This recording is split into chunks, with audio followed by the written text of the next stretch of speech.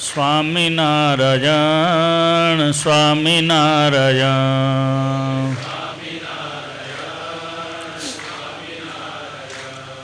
સ્વામિનારાયણ સ્વામિનારાયણ સ્વામિનારાયણ સ્વામિનારાયણ સ્વામિનારાયણ સ્વામિનારાયણ સ્વામિનારાયણ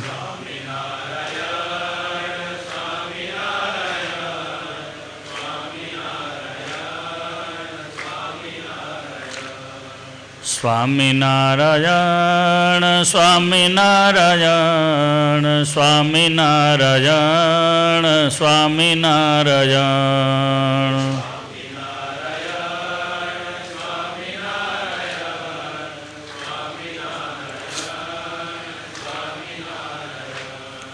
સ્વામિનારાયણ સ્વામિનારાયણ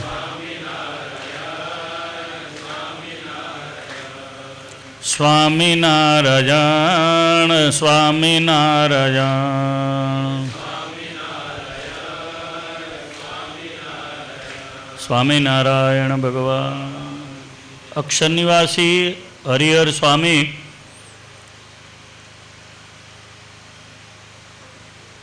ધામમાં ગયા એ સમાચાર નાના સાધુએ ગઈકાલે સવારમાં આપ્યા.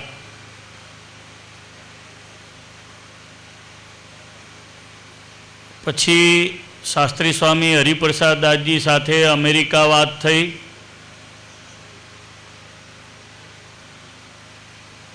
એટલે જે પરંપરામાંથી હરિહર સ્વામી આવતા હતા એ પરંપરા શાસ્ત્રી સ્વામી નારાયણ ચરણદાસજીની અને આમ ગોપાળાનંદ સ્વામીની પરંપરાનું આ મંડળ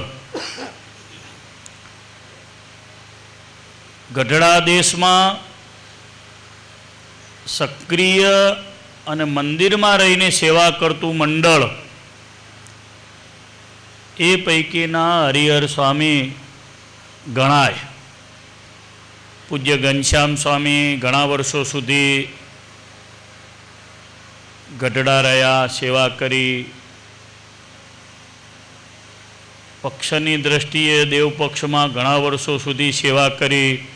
નારાયણ ચરણદાસ શાસ્ત્રીજીએ સેવા કરી. પોતે મહાન વિદ્વાન હતા. વડતાલમાં જેમ ચતુર્ભુજ શાસ્ત્રી પ્રકાંડ વક્તાઓમાં ગણાય એમ નારાયણ ચરણદાસ શાસ્ત્રી પ્રકાંડ વક્તાઓમાં ગણાતા. છેલ્લે વડતાલમાં વચનામૃત દ્વિશતાબ્દી ઉત્સવ ઉજવાયો ત્યારે ઘનશ્યામ સ્વામી વડતાલ પધાર્યા હતા. પછી સ્વામીનો શતાબ્દીનો ઉત્સવ સાવરકુંડલા જ્યારે ઉજવ્યો ત્યારે જવાનું થયું. એ પહેલાં ઘણી બધી વખત જવાનું થયું. પછી પણ હરિહર સ્વામી સાથે ભાવ પ્રેમ હતો એટલે સ્વામીને છેલ્લે માંદા પડ્યા, અમદાવાદ લઈ ગયા. ત્યારે સાપરની મૂર્તિ પ્રતિષ્ઠા હમણાં ગયા વર્ષે થઈ 4-5 મહિના પહેલાં, ત્યારે મારે કુંડલા જવાનું થયું હતું. આખું મંડળ ગોપીનાથજી મહારાજને દેવને સમર્પિત મંડળ છે. મંડળ દ્વારા બોટાદનું મંદિર થયું. પરવાળા વગેરે ગામડાઓના ઘણા મંદિરો થયા. અકાળાનું પણ મંદિર થયું. કુંડલામાં આપણા સ્વામિનારાયણ ભગવાનનું મુખ્ય મંદિર શહેરમાં છે, પણ સામાજિક કીર્તિ બહુ મોટી આપણા સ્વામિનારાયણ ગુરુકુળ સાવરકુંડલા દ્વારા કાયમના માટે આપણા ભગવાનની રહી. છાસ કેન્દ્ર હોય, ચશ્માના નિદાનના કેમ્પો હોય, મોતિયાના કેમ્પો હોય, બહુ ગ્રાસરૂટ લેવલનું એટલે નાના માણસને ઉપયોગી થવાનું કામ આ ગુરુકુળ દ્વારા થયું છે. સત્સંગનું પણ ઘણું પોષણ થયું. સદગુરુ ગોપાળાનંદ સ્વામીના મંત્રોના જાપ પણ ગુરુકુળમાં બહુ થયા. બધી પ્રકારે સ્વામીએ બાઢડાના ઘણા બધા સંતો, આમ તો ભક્તિપ્રિયદાસજી શાસ્ત્રી આપણે વચ્ચે અત્રે હમણાં જ દર્શને પધાર્યા હતા, સ્વામીને હાર પહેરાવા. વડીલ સંતો પણ ખરા. સત્સંગનું મુખ્ય ગામો પૈકીનું ગઢડા દેશનું ગામ, ત્યાંનું સ્વામીનું શરીર. મહારાજને પ્રાર્થના કરવાની. સંતો વડતાલમાં ઘણા થયા. જૂનાગઢમાં અસંખ્ય સાધુ છે. એક એક મંડળમાં કંઈક 50-50 ને 100 સાધુ છે. રાજકોટ ગુરુકુલના મંડળમાં 200 સાધુ. ગઢડામાં સાધુ ઓછા થતા જાય છે. કોઈના મંડળમાં 1, કોઈના મંડળમાં 2, ને કોઈ 1, કોઈ 3 ને કોઈ 7, પછી આગળનો કાર્યક્રમ 0. એટલે તમને બધાને પ્રાર્થના કરું, 1-1-2 આપો. કાં પછી સંતો બધા સક્રિય થઈને કંઈક કરે, કારણ કે સાધુ વગર તો કાર્યક્રમ ચાલવાનો છે નહીં. સ્વામીની અગ્નિ સંસ્કારની યાત્રા થઈ. હું 18 ઓટાએ હમણાં જઈને દંડવટ કરીને આવ્યો. બાજુમાં જ છે. પરમ ચૈતન્યાનંદ સ્વામીન, પ્રેમાનંદ સ્વામીન, ઈચ્છારામજીભાઈને, અભલ બાપુના બધાના ઓટા છે. પ્રાર્થના કરી આવ્યો. સાધુ ઘટતા જાય છે, તમે કંઈક ચિંતા કરજો. સાધુ વગરની પૃથ્વી અહીંયા સંચાલકે કીધું નકામી. સંતો છે.